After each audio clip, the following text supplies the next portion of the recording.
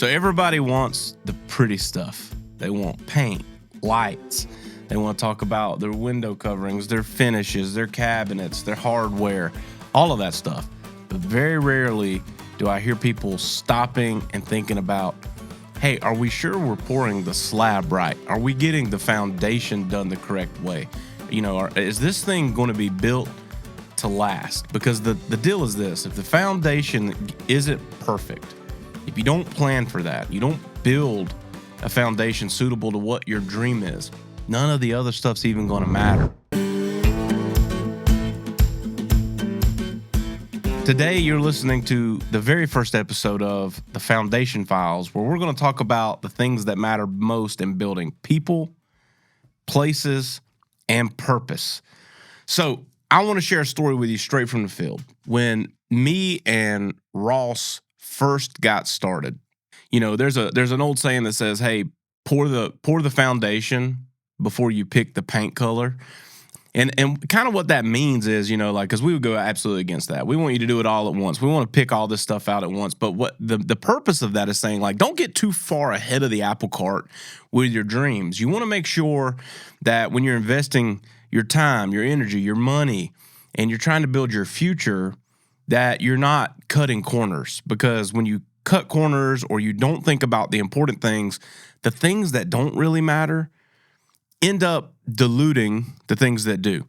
And so it reminded me instantly of when we first started the Barndo Co. like 4 years ago. One of the first families that we connected with, we actually did a job where we renovated this beautiful existing barn that was kind of part of a pretty historical area here in the upstate. It was like a place that I'd spent my childhood, and the property ended up getting subdivided.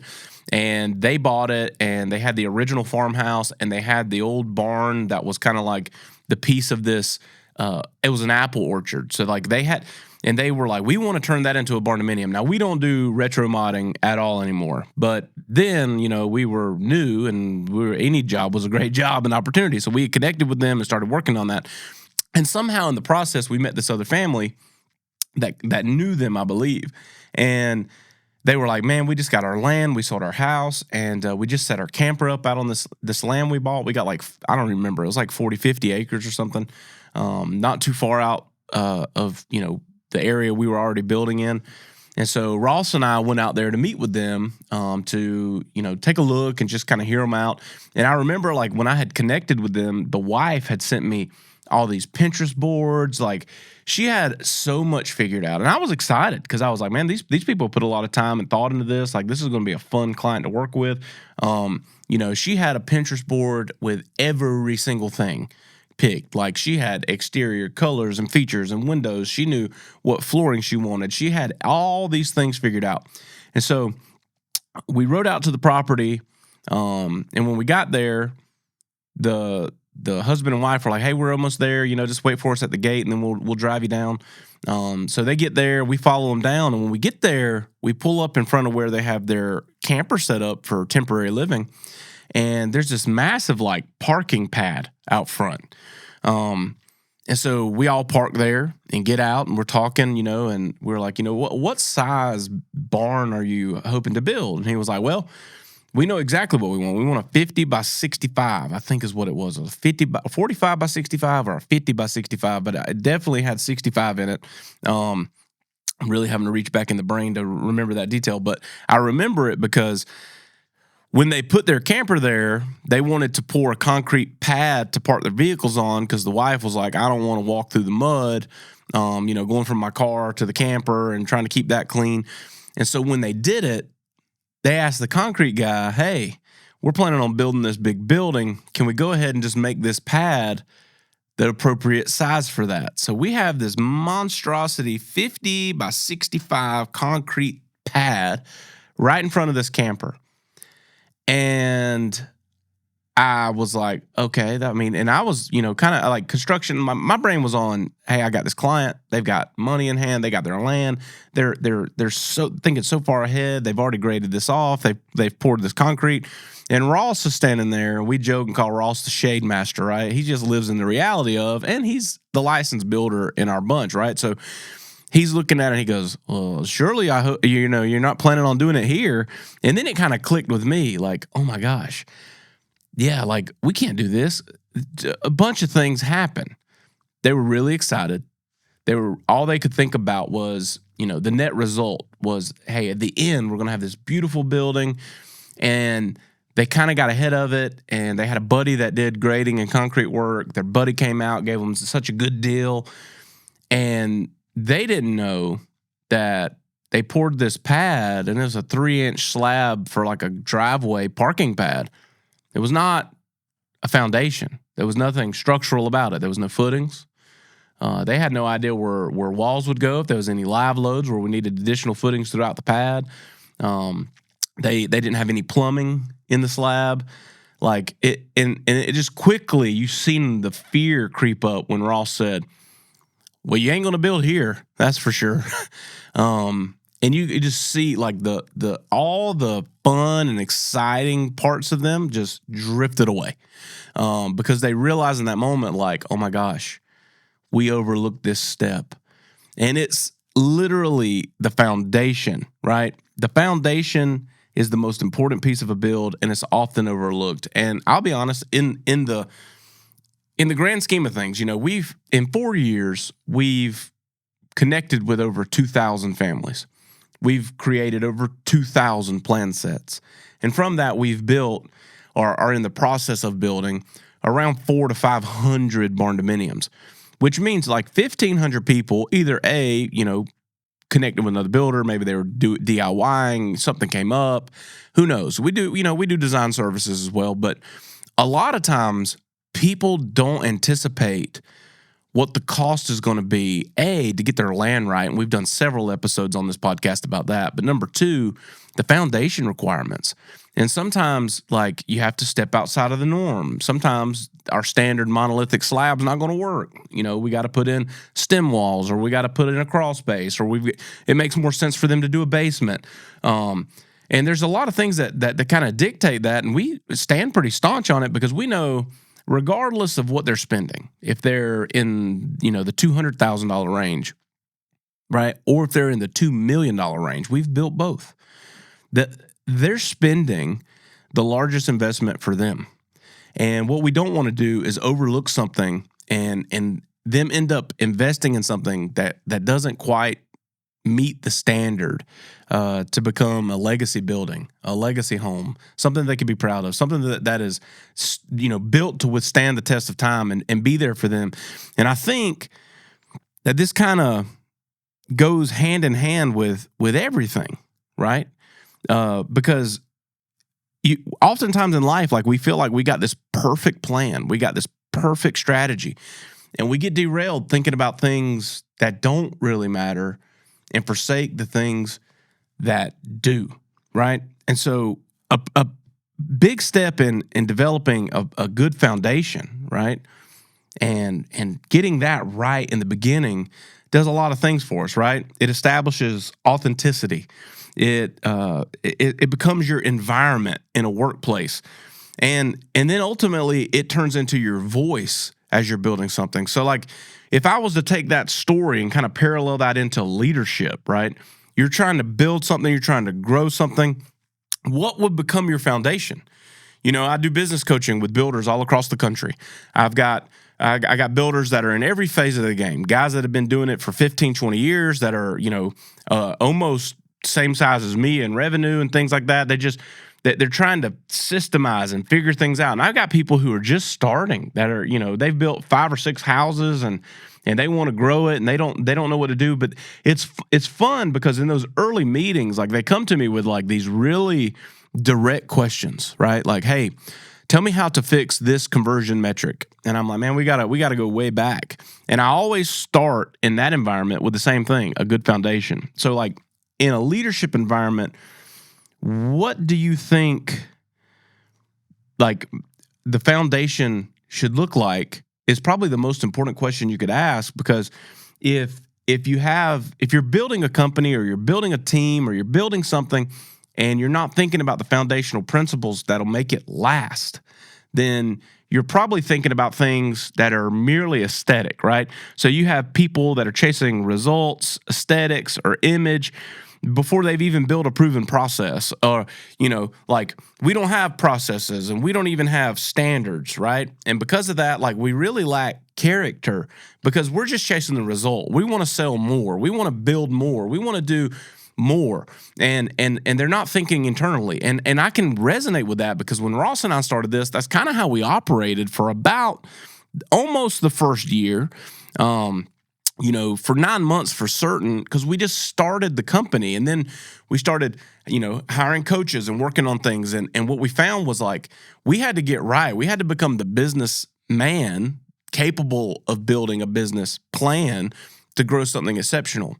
And so I think we had a great advantage in the fact that we had good people around us to help us focus on the things that we could forsake for the sake of growing a business only for the opportunity to drive results and income.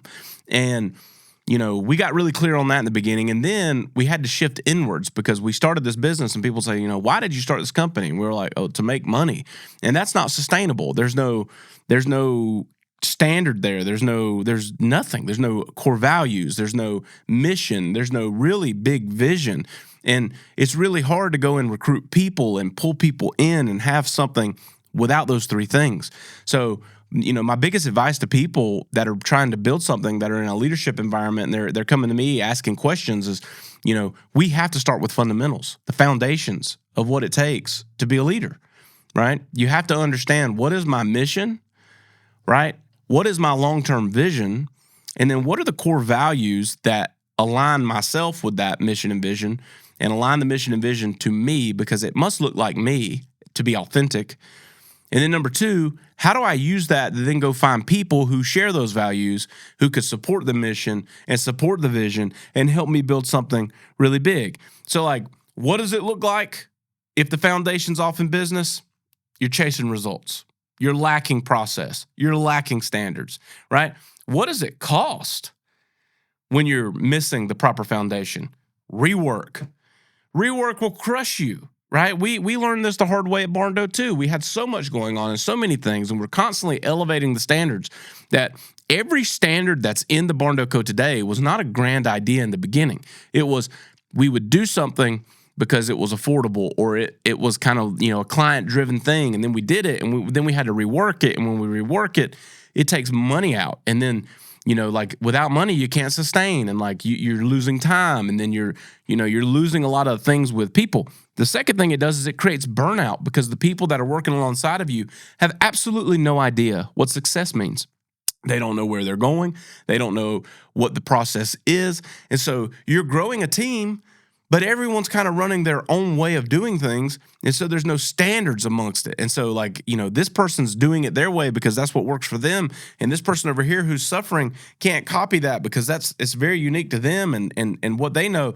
And so that's how the cost of not setting the proper foundations and expectations in leadership is rework, burnout, turnover, and poor client experiences. And I firsthand have experienced every single one of those things. That's why we constantly raise the bar. That's why we joke and say our favorite F word is feedback.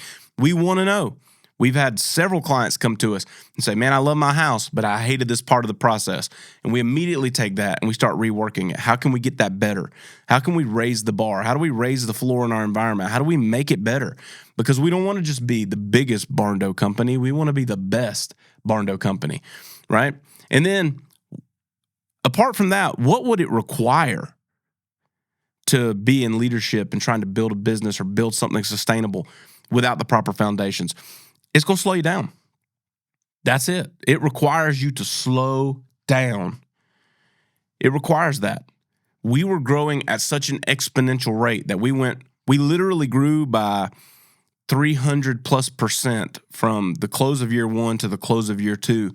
And that's fantastic. It's phenomenal. You get a rush from that. But at the same time, when we came into the next year, we only grew by like 60%.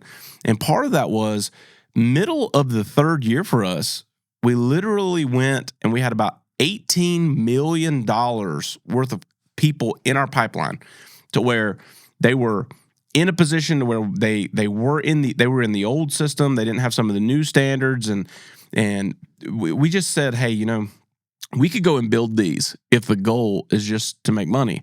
But I would feel more comfortable sitting them down and saying, here's the requirements to move forward with us. $18 million, right? It was literally 50% of our budget. It was half of our clientele that year. And we went to them and said, hey, this is what would be required for us to build this and us to be confident in building it. And you're not far enough along in the process. We haven't sent it to finance. We don't have you, you're not in construction. And this is what we'd want. So we're going to give you the opportunity to where we'll either refund you back what you've invested for plans and everything. We'll cancel contracts. We'll give you the opportunity to walk away. And so we had about $40 million worth of business in that pipeline, and $18 million worth of it walked away. And again, if the goal had been to just produce results, we'd have never done that. But by doing that, it allowed us to slow down, elevate the standard, raise it, give us the opportunity to measure twice and pour once, which is exactly what you want to do when you're talking about a foundation, right? You're talking about the very thing that everything that you're trying to build rests on forever. So the biggest parallel there is like when you're building a home, don't cut corners there. Do not do it. There's a specific reason why we build the way we build. We believe that it is absolutely, without a shadow of a doubt, the best way to build a long-lasting, sustainable barndominium that doesn't cut corners, that follows precisely to the residential codes and standards. It's the reason why a lot of banks love to work with us. It's the reason why insurance companies don't give our clients a hard time about insurance policies. There's a reason why. It's because we've elevated the standard and we never deviate from it. We do not do certain things that could be done because we believe that the standard should be at the highest. When you build a barndominium with us, we literally, what's included in our base barndominiums is an upgrade for so many people because we just don't believe in lowering the quality. We know that you'll never go back and redo the foundation. We know that you're never going to go back and re-insulate. We know that there's certain things you're never going to go back and do. But we do know that you could repaint your house. You can remodel a bathroom. You're going to. 5-10 years down the road, it's going to change. You're going to change your window coverings. You might even change your flooring. But you're never going back and redoing the foundation.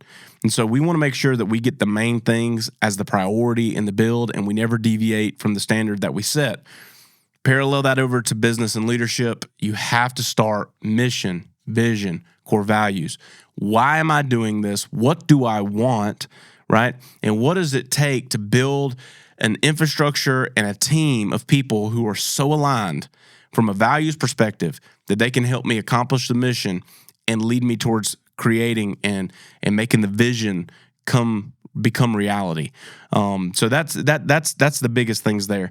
And then like if I dig a little further, right, to a level that we could all connect on, like a personal and faith layer to this, it's the same principles, right?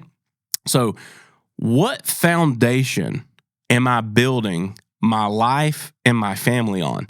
This is one of the most powerful things that you can think of as someone who's trying to build their life, right? I don't care if you're a young person just getting out on your own and you got dreams and hopes and ambitions and things.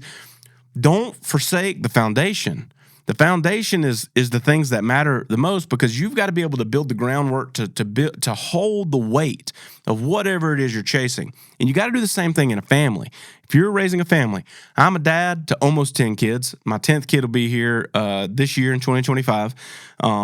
And that's hard. And people ask me all the time, how do you manage all this? How do you make time and all these things? Because I planned for it. I built a foundation for 10 children. I built a foundation to be married for as long as I've been married. I built a foundation to make main things the main thing. I've done the work to build it so that it could sustain it, and I didn't skimp on any of it. And believe it or not, like I did have to go back and dig up some of the things where I lacked, but it took personal accountability. You got to set that up, right? Do my kids see consistency or chaos? Because if my kids see consistency, then I'm setting a proper foundation, right? Those fundamentals go all the way down to family and faith, and they go all the way up through business, leadership, everything. Is it consistent? Right? At Barndo Co., we build consistent because we have a established set of standards we never deviate from. In business, we build consistency by doing the things we say we're going to do, by holding a standard to the core values. Every single person in Barndo Co. is evaluated and held accountable to maintaining a value alignment in our company. I don't care how gifted you are. I don't care how great you are at doing the tasks of your job. If you are not in alignment from a values perspective, then you cannot work at Barndo Co. It creates a thermostat in the organization to allow people to thrive. At home, I'm consistent with my time. I'm consistent when I leave work and get home. I'm consistent when I leave home and go to work. I'm consistent in how I respond to things. I show up to dance recitals. I show up to baseball games. I'm there. I've built it into my schedule. I've made sure that I've done everything I can. Do I miss occasionally? Yes, but it's because there was a breakdown in a process somewhere. Right? I'm trying to manage 10 kids, 10 sets of schedules. We homeschool. There's a lot of things going on, right? But I've built the proper foundation to provide consistency, not chaos, right? Now, consistency in my life may look like chaos in yours, right? It's a different world. It doesn't matter. You can't be comparative, right? If you have, if you're married with 1 kid or 2 kids or 3 kids or 25 kids, my consistency may look like your chaos, or your chaos may not even compare to the level in my home. It's all different, right? Yeah, like we've had people come in. I have a special needs daughter. She has an aide that comes in and helps her with things after school till about supper time, and we in the beginning, like a lot of them will come in and be like, man, you guys, like, it's just y'all yell a lot. And I'm like, we're not yelling. You just have to talk loud because there's 10 children running around this house and none of them can hear you if you don't speak loudly. So there's a difference, right? That seemed like chaos to them. But in my household, it's consistency, because if you don't talk loud enough to be heard, you're not going to be heard. Period. Right? I have kids everywhere. They're crawling out of the windows. They're running around everywhere. Like, I have to be loud enough so that all 10 of them hear my voice and can respond to it. And I like that, because then they know if they hear me, they come. Why? Because they know that they're not coming to be given a basket of snakes. I'm going to hand them something that's consistent, and they know that they can trust me. It's big time. And then the last thing I would say in terms of like lifestyle, family, faith, how do you pull this concept of, pour the slab before you pick the paint into that part of your life, is you have to ask yourself one question. And in today's age and time, and the way that we're so instantly gratified, and the way that we're so comparative with things like social media, and like everybody's life is a highlight reel online all the time, and you're constantly in your worst moments comparing yourself to this 30-second moment in time where this person had everything together and they decided to post it and edit it and clip it all together and, delete the parts where they were yelling or their kid spilt mustard on their shirt or whatever, and they smash it all together for a 30-second clip and put it online, and you're like, man, I wish my life looked like that. The question you must ask yourself is this: am I building legacy or lifestyle? Two completely different things. If you're building lifestyle, then you really, really, really, really care. You will falsify it to make it appear as something better than it is. That's what a lifestyle is. If you're just building a lifestyle, then it's more about you. It's more about you, right? If the lifestyle is, I want the lifestyle of the swanky house and the swanky cars and all the things, and I need everybody to look polished and posh all the time and all these things, it's because that's what matters to you. If you're building a legacy, oftentimes the work you're doing is for the impact that someone else will have, for how you made someone else feel, for the way that you impacted someone you may not ever even meet, is legacy. So in your personal life, that foundation must be aligned with that system of thinking. Am I building a lifestyle? What does a lifestyle do? A lifestyle, to correlate it back to the construction example, would be, hey, let's go ahead and build this house on this parking pad, right? Your friends will pull up from the outside. It looks pretty, right? It looks awesome. You could post it on social media. But if they walked inside, they'd see all the cuts where we had to cut up that concrete to run plumbing. They'd see all the cracks and the separation because it wasn't built to sustain the weight of the home, right?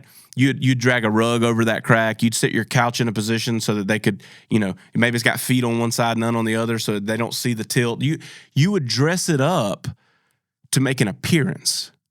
It would be results driven. It would have nothing around a foundation of something that's built to last. And it would only be a lifestyle choice. You can do that in life. You can do that in business. You could polish it up, make it look pretty, post slam dunks, make it all about you. How does it benefit you? How do the people in your business serve you? How do they make you more money? How do you forsake them and expend them and take them away from family time and all these different things to grow what you want to grow? Lifestyle. Legacy is, I want to build something that this family can trust and be happy and comfortable with for a long time. Protect their investments, even if it costs me something. Number 2, build my company around the process of legacy over lifestyle, because I want my people that work in my environment to have success alongside me. I want them to experience what I'm experiencing. I want them to have time with their families. I want them to be able to spend more time with their families. I want them to be able to make something of themselves and change the way that they run their life so they can get focused on this. And I make it a high priority. I want people there to be able to build legacy and leave legacy. And I have a legacy impact on their life and their family's life and their family's life. Even though I might never even meet those people, I want to build something that's sustainable to that. And in my own home, I want to build something so that when I'm gone, right, my kids look back on the things that were important to me, because now they're benefiting them. So tie this back up. In business, what's one takeaway you can take with this today? It would be this: audit your systems. Where are your cracks? Right now, audit them. If you don't have systems, it'll be pretty easy. There's nothing to audit. If you do have systems, go through them and find out where the cracks are and double down on them and pull them up and shore them up and change the standard so that you can eliminate it, right? We get so much into the weeds of trying to cure things when we could focus on preventing them. That's the difference in lifestyle and legacy, right? If you're constantly curing things in your business, it's because you haven't took the time to slow down, to pull back, and elevate the standard so that you can prevent that thing from happening. Number 2, how do I do this in my family? Where have you let distraction and weaken the base of your foundation? Where are you getting distracted? What is pulling you away? What's taking you from that time with your family? What is that one thing that pulls you where you can't be where your feet are? Eliminate it. Take it away. Eliminate the distractions. Make it a priority to be there with your family. Focus on the things that are important to your family. What do your kids want? What is their goals? What does your spouse want? What is their goals? How do I make this work together? How do I be where my feet are with my family at all costs, no matter what? Do I have the ability to switch one on and switch one off? The hat, right? I'm the CEO. But when my truck pulls up at the farm and I step out, I have to take that hat off and put on dad hat, put on husband hat, and be that when I'm there. Number 3, how do I do this in my faith? Where do you need to shore up with God? Where do you need to shore up the time that you're spending to understand how to deepen your faith, how to get there? You can't expect it to happen unless you've made it a part of the foundation that you walk on. So make sure that you're pouring the slab before you're picking the paint in any part of your life.